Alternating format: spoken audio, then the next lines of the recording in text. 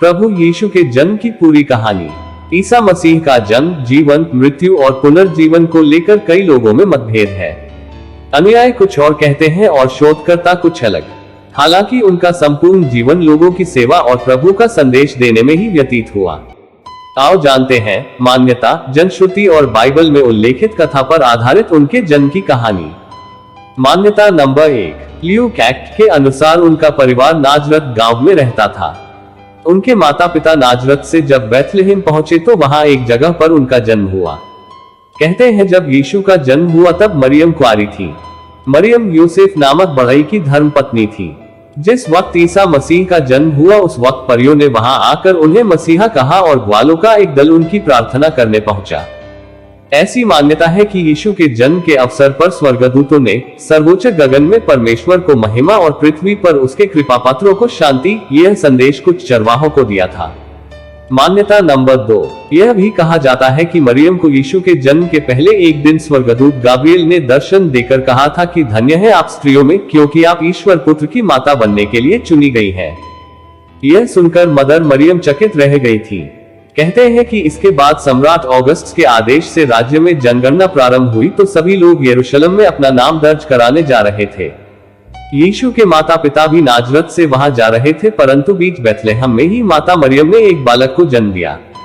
मान्यता नंबर 3। एक दूसरे सिद्धांत के अनुसार अर्थात मैथ्यू एक्ट के अनुसार ईसा का जन्म तो बैथलेहम में हुआ था, परंतु वहां के राजा हेरोद ने बैथलेहम में 2 साल से कम उम्र के सभी बच्चों को मारने का आदेश दे दिया था। यह जानकर ईसा मसीह का परिवार वहां से मिस्र चला गया था।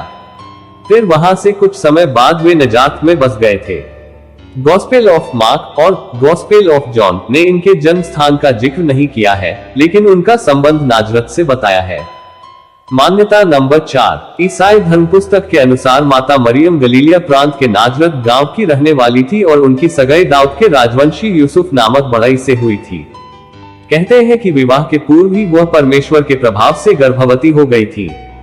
परमेश्वर के संकेत के चलते यूसुफ या योसेफ ने उन्हें अपनी पत्नी स्वीकार कर लिया।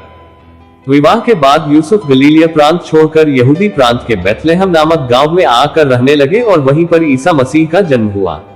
परंतु वहां के राजा हेरोद के अत्याचार से बचने के लिए वे मिस्र जाकर रहने लगे थे और बाद में जब हेरोद का निधन हो गया तो वे पुनः बैथलेहम आए और वहां पर 6 ईसा पूर्व ईसा मसीह का जन्म हुआ और फिर वे वहां से पुनः नाजरत में बस गए थे।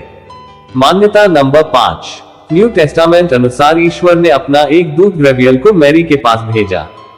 गब्रिएल ने मैरी को बताया कि वह ईश्वर के पुत्र को जन्म देगी। बच्चे का नाम जीसस होगा और वह ऐसा राजा होगा जिसके साम्राज्य की कोई सीमा नहीं होगी। चूंकि मैरी एक कुंवारी अविवाहित लड़की थी, इसलिए उसने पूछा कि यह सब कैसे संभव होगा। अपने जवाब में गब्रिएल ने कहा कि एक पवित्र आत्मा उसके पास आएगी और उसे ईश्वर की शक्ति से संपन्न बनाएगी। मैरी का जोसेफ नामक युवक से विवाह हुआ। देवदूत ने स्वप्न में जोसेफ को बताया कि जल्दी ही मैरी गर्भवती होगी, वह मैरी का पर्याप्त ध्यान रखे और उसका त्याग न करे। जोसेफ और मैरी नाजरत में रहा करते थे। नाजरत आज के इस्राएल में है। तब नाजरत रोमन साम्राज्य में था और तत्कालीन रोमन सम्राट अगस्टस ने जिस समय जनगणना किए जाने की आज्ञा दी थी उस समय मैरी गर्भवती थी, पर प्रत्येक व्यक्ति को बैथलेहम जाकर अपना नाम लिखाना जरूरी था, इसलिए बैथलेहम में बड़ी संख्या में लोग आए हुए थे। सारी धर्मशालाएं, सार्वजनिक आवास गृह पूरी तरह भरे हुए थे। शरण के लिए जोसेफ मैरी को लेकर जगह जगह पर भटकता रहा। अंत में दंपति को एक अस्तबल में जगह मिली और यहीं पर आधी रात के समय महाप्रभु ईसा या जीसस का जन्म हुआ। उन्हें एक चरनी में लिटाया गया। वहां कुछ गरीब भेड़ चरा रहे थे। वहां एक देवदूत आया और उन लोगों से कहा, इस नगर में एक मुक्तिदाता का जन्म हुआ है, ये स्वयं भगवान ईसा है। अभी तुम कपड़ों में लिपटे एक शिशु को नाद में पड़ा देखोगे। गरियों ने जाकर देखा और घुटने टेककर ईसा की स्तुति की। उनके पास उपहार देने के लिए कुछ भी नहीं था। वे गरीब थे। उन्होंने ईसा को मसीहा स्वीकार कर लिया। ईसाइयों के लिए घटना का अत्यधिक महत्व है, क्योंकि वे मानते हैं कि जीसस ईश्वर के पुत्र थे। इसलिए क्रिसमस उल्लास और खुशी का त्योहार है, क्योंकि उस दिन ईश्वर का पुत्र कल्याण के लिए पृथ्वी पर आया था। मान्यता नंबर 6। पवित्र धर्मग्रंथ बाइबल के अनुसार ईसा मसीह के परमेश्वर ने अपने पुत्र के रूप में प्रकट किया। पवित्र बाइबल के नए नियम की पुस्तक यूहन्ना के पहले अध्याय और उसकी 18वीं आयत में लिखा है, परमेश्वर को किसी ने कभी नहीं देखा, इकलौता पुत्र जो उसकी गोद में है उसी ने उसे प्रकट किया, जिससे वे परमेश्वर की बात मनुष्यों को बता सके कि परमेश्वर उनसे क्या चाहते हैं। बाइबल के नए नियम की पहली तीमुथी उस पुस्तक के 2 अध्याय और उसकी 5वीं आयत में लिखा है, क्योंकि परमेश्वर एक ही है और मनुष्य के बीच में एक ही बिछुई है, अर्थात मसीह यीशु जो मसीह है।